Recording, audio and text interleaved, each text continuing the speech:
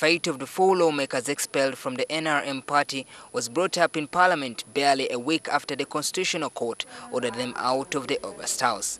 The Speaker, Rebecca Kadaga, informed the House of a letter she received from the Constitutional Court and read out its contents to the MPs. They are permission to continue sitting in Parliament or take part in any parliamentary activity, either in the committees or elsewhere, and also stop payment to them of any salaries or allowances or other emoluments and entitlements, save for those that may have accrued to them immediately before the issuance of the court order. Kadaga then said she would comply with the order and directed the Clerk of Parliament to effect it. I have notified the 4 members about the decree and instructed the Clerk to Parliament about those instructions. The Clerk is supposed to declare the seats vacant. The 4 MPs are Theodore Sechkubo, Wilfred Niwagaba, Muhammad Nsereko and Barnabas Tinka Semire.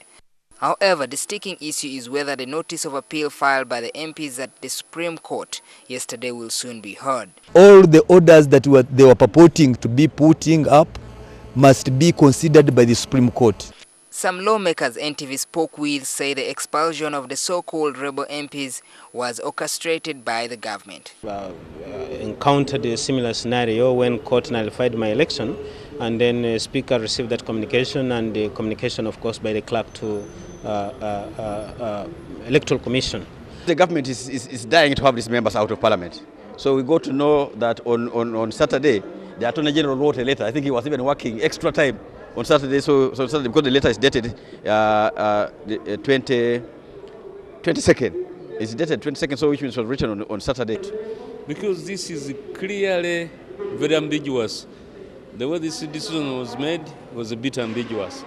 If they go to the Supreme Court, let's see the highest holders of the laws of Uganda. There is another apparent court where these people will go and appeal, and I have hope that in that appeal they will restore justice, they will restore fairness. But the Speaker right now, she had nothing to do but read a decree and decree as she has done so. But other legislators argue that the kind of indiscipline exhibited by the 4 MPs calls for their dismissal under the multi-party system.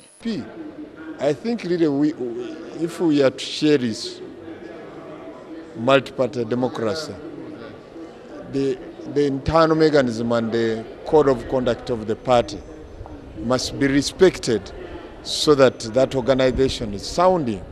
For now, all eyes will be focused on the Supreme Court that's expected to issue its verdict on the long-awaited case that involves some of the most vocal critics of President Museveni. Maurice Ochol, NTV at Parliament.